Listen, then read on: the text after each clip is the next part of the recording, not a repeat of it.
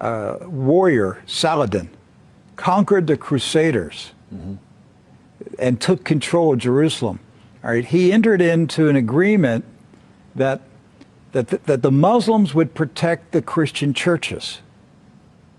And so he appointed 2 Muslim families. Both of these families have been in Jerusalem for, close to 1,000 years. And each generation has passed down the key. The key. Right.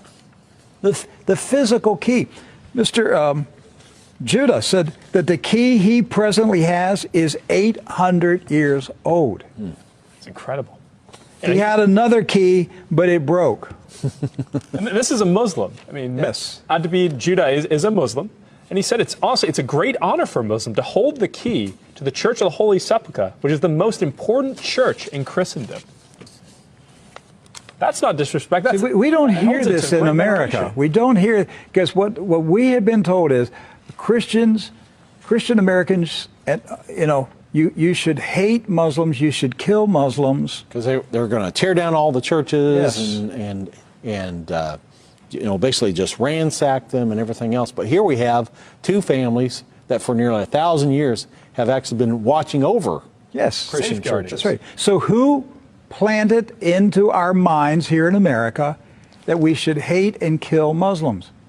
Who planted that thought in our head? Because it came into our society after 9/11. That's correct.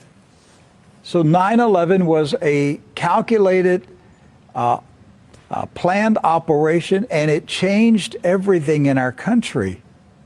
And so we were saturated with media propaganda, which who owns the media in this country? So we're saturated with this media propaganda.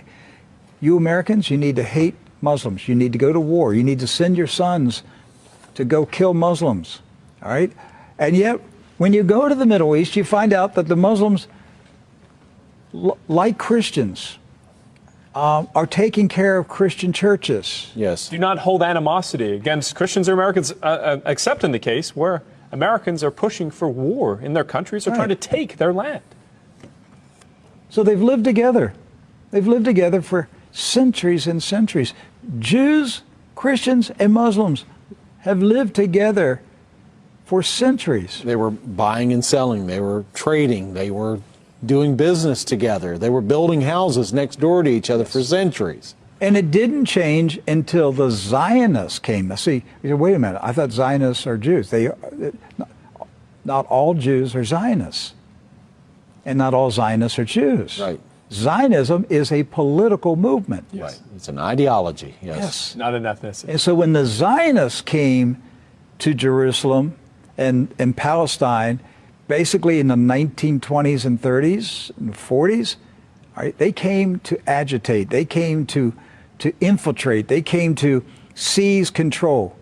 And so they formed paramilitary groups, like Irgun. And that's where Ariel Sharon and Menachem Begin, and these guys were young terrorists. Yes. That's right. And so there's where the hatred started to come in. The fighting, the animosity, the bitterness. But it didn't start until the Zionists appeared. The fighting, the animosity, the bitterness. But it didn't start until the Zionists